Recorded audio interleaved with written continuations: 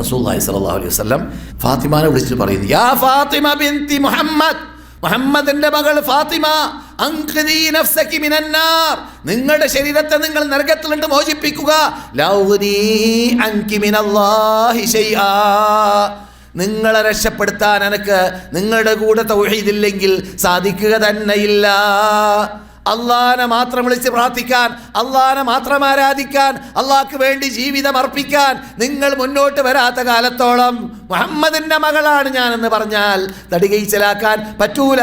ഫാത്തിമ യാ സഫിയ ബിൻത് അബ്ദുൽ മുത്തലിബ്, അബ്ദുൽ മുത്തലിബിന്റെ മകൾ സഫിയ, എൻ്റെ അമ്മായി എന്നല്ല പറയുന്നത്, മൂപ്പരുടെ അമ്മായിയാണ്, റസൂലുള്ളാഹിന്റെ അമ്മായിയാണ്. യാ സഫിയ ബിൻത് അബ്ദുൽ മുത്തലിബ് ലാ ഉഗ്നി അൻകി മിനല്ലാഹി ശൈആ അൻഖിദി നഫ്സകി മിനന്നാർ.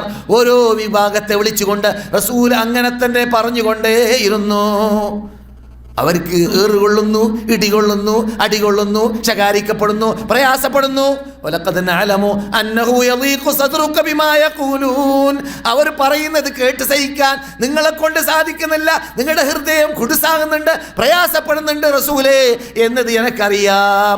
അതുകൊണ്ടാണ് അലം നശ്റഹ് ലക സദ്റക, നിങ്ങൾക്ക് ആ പ്രയാസത്തെ നാം നീക്കി തന്നില്ലേ എന്ന് റബ്ബുൽ ഇസ്സത്തി ജല്ല ജലാലുഹു അവരോട് ആ സൂറത്തിൽ പറയാൻ കാരണം